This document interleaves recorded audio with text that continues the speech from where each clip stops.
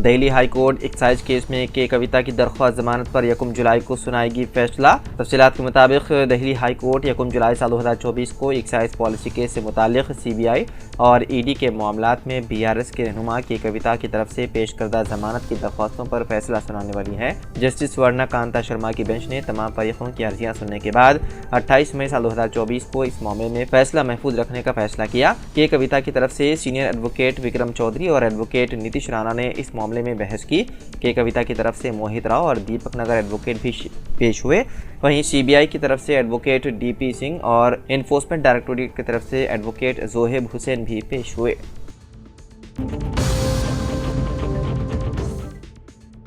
वहदत इस्लामी हिंद के साबिक अमीर मौलाना अताउर रहमान वजदी का उत्तराखंड के दारुल हुकूमत देहरादून के मैक्स अस्पताल में इंतकाल हो गया। मौलाना अताउर रहमान वजदी बाबरी मस्जिद एक्शन कमेटी के सदर भी थे। मौलाना देहरादून के अस्पताल में मुख्तसर अदालत के बाद इंतकाल कर गए। वो 88 बरस के थे। उनका जस्ते खाकी उनकी रिहाइशगाह धोली खाली लाया गया, जहाँ शाम को नमाज जनाजा के बाद उन्हें कतबशीर कब्रिस्तान में सुपुर्द खाक किया जाएगा।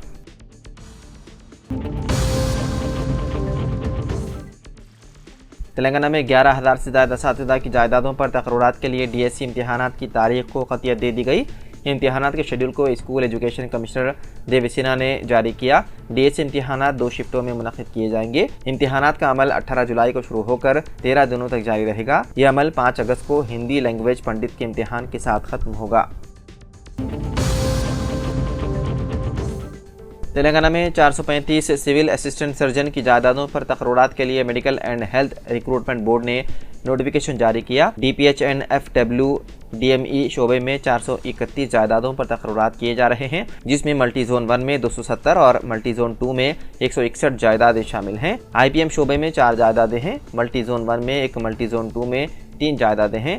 2 ta 11 जुलाई शाम 5 बजे तक ऑनलाइन में दरख्वास्तें किए जा सकते हैं। DPH एंड FW DME शोबे की जायदादों पर तकर्रुरात के लिए MBBS की तालीम हासिल करना लाजमी है। IPM शोबे की जायदादों के लिए तेलंगाना मेडिकल काउंसिल में लाजमी तौर पर रजिस्ट्रेशन कराना ज़रूरी है, तभी सिविल असिस्टेंट सर्जन जायदादों के लिए अहल करार दिए जाएंगे।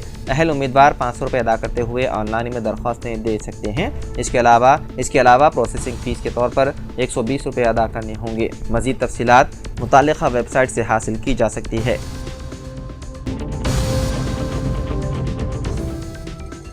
वज़ीर आला रेवंत रेड्डी ने सहाफ़ियों से बात करते हुए कहा कि हैदराबाद के पुराने शहर में बिजली की तक़सीम की जिम्मेदारी पायलट प्रोजेक्ट के तौर पर अडानी ग्रुप को सौंप दी जाएगी। वज़ीर आला ने इस फैसले की वजूहात बताते हुए कहा कि पुराने शहर में बरक़ी बिलों की सही अदायगी नहीं की जा रही है और जब वाजिबात वसूल करने जाते हैं तो बरक़ी अमले को मारपीट का सामना करना पड़ता है। वज़ीर आला ने मुबैना तौर पर कहा कि पुराने शहर में पायलट प्रोजेक्ट के बाद बदतरीज हैदराबाद और फिर रियासत भर में बिजली की तक़सीम की जिम्मेदारी अडानी ग्रुप को सौंपी जाएगी। रेवंत रेड्डी के मुताबिक अडानी ग्रुप की तरफ से जमा होने वाली आमदनी का 75% हुकूमत को जाएगा, जबकि बाकी 25% अडानी ग्रुप को जाएगा। हिंदुस्तानी टीम ने T20 फाइनल में जनूबी अफ्रीका को शिकस्त देकर 17 साल बाद वर्ल्ड कप साल 2024 की ट्रॉफी जीत ली है। तारीख साज कामयाबी के बाद हिंदुस्तान एक बार फिर क्रिकेट का आलमी चैंपियन बन गया। हिंदुस्तानी टीम इस टूर्नामेंट में एक भी मैच नहीं हारी। T20 वर्ल्ड कप की तारीख में ये पहला मौका है कि किसी टीम ने बगैर कोई मैच हारे ट्रॉफी जीती। हिंदुस्तान ने दूसरी बार T20 वर्ल्ड कप जीता। साल 2007 में पहली बार MS धोनी की टीम ने हिंदुस्तान को इस फॉर्मेट में आलमी चैंपियन बनाया था।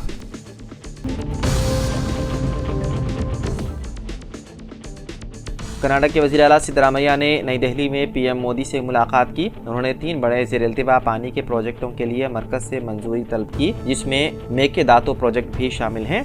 इस प्रोजेक्ट का मकसद बेंगलुरु और आसपास के रिहायशी इलाकों को पीने का पानी फराहम करना है।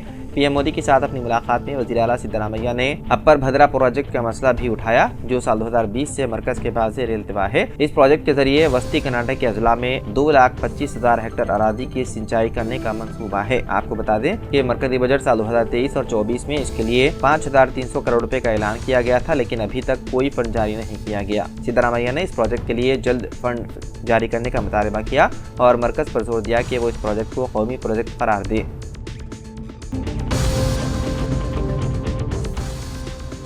हैदराबाद के मदाफात में एक और नौजवान का कर दिया गया कत्ल। पुलिस के मुताबिक हफ्ते के रोज नारसिंगी के इलाके ग्रीनलैंड वेंचर में सैयद हिदायत अली, जिनकी उम्र 31 साल बताई गई है, को नामालूम अफराद ने चाकू से वार करके कत्ल कर दिया और फरार हो गए। मुतवफ़ी का ताल्लुक गोलकुंडा के इलाके छोटा बाजार से था और वो सऊदी अरब में इंजीनियरिंग की हैसियत से खिदमात अंजाम दे रहे थे और हाल ही में शहर वापस हुए थे।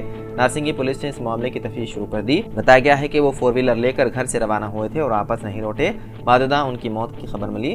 बताया गया है कि नौजवान को 3 नामालूम अफराद कॉलेज गाड़ी में ले गए और उनका कत्ल करने के बाद गाड़ी को वहीं छोड़कर फरार हो गए। बताया गया है कि 3 हमलावरों में एक खातून भी शामिल है। ताहम पुलिस ने फौरी तौर पर इस बात की तस्दीक नहीं की। मुकामी पुलिस मुख्तलिफ जावियों से तहकीकात में है मसरूफ।